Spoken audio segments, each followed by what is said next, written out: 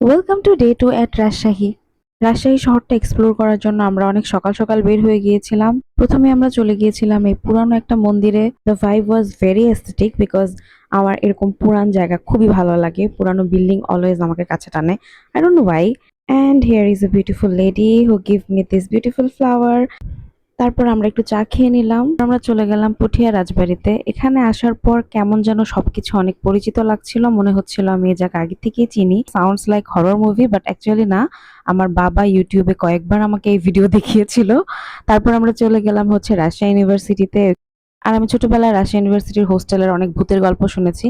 তারপর আমরা একটা চিড়িয়াখানায় গেলাম, যেখানে আমার এতটা ভালো লাগেনি একমাত্র এই হরিণটা ছাড়া। প্রায় 5 মিনিটের মতো ওইভাবে আমাদের জন্য পোজ দিয়ে দাঁড়িয়েছিল। দেন আমরা চলে গেলাম হচ্ছে টি বাঁধে। ওইখানে গিয়ে সানসেট দেখলাম, একটু নৌকা দিয়ে ঘুরলাম। তার পাশে ছিল এই রেস্টুরেন্টটা। আগের ভিডিওতে যেটা বলেছিলাম যে এই টাইপসের রেস্টুরেন্ট রাজশাহীতে অনেক বেশি। তারপর চলে গেলাম রানা মিষ্টিতে, সেখানে তাদের বিখ্যাত লুচি আর রসগোল্লা খেতে। তারপর চলে আসলাম সাপুরা সিল্কে। সাপুরা সিল্কে গিয়ে একটু আমি সিক হয়ে পড়েছিলাম। এই ক্লিপগুলো আমার নেওয়া না, এটা আমার হাজবেন্ডের নেওয়া।